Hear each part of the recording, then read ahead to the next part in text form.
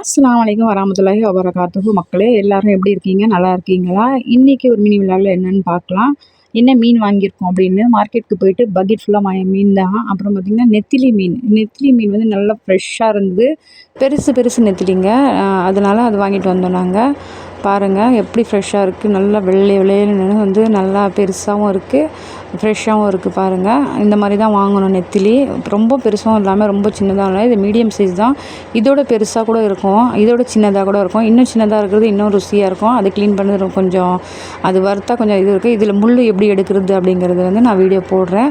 இது வந்து ஐலா மீனுங்க. இதுவும் ஃப்ரெஷ்ஷாக வந்து பெருசு பெருசு மீன் வாங்கிட்டு வந்தோம். இது வந்து நல்லா வந்து சாப்பிட்றதுக்கு நல்லாயிருக்கும். இது முள் அவ்வளோவா இருக்காது. குழம்பு வச்சாலும் சரி, இது வறுத்தாலும் சரி நல்லாயிருக்கும்.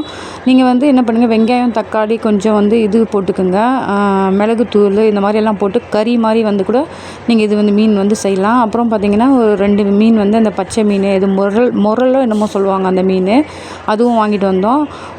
அந்த மீன் கூட சமைச்சா நல்லாயிருக்கும் அப்படின்னாங்க. நாங்கள் வறுத்து பார்க்கலாம் அப்படின்னு வாங்கிட்டு வந்தோம்.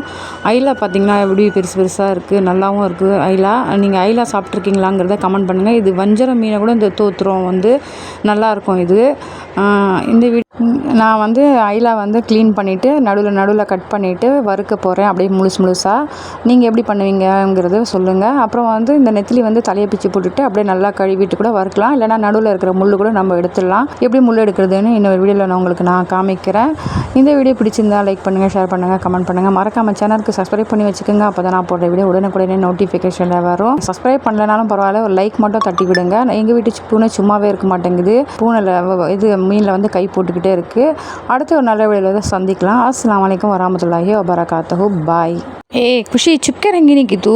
हाँ, मच्छी में हाथ डाला हुआ है, गच्छर हो माँ दे तुझे.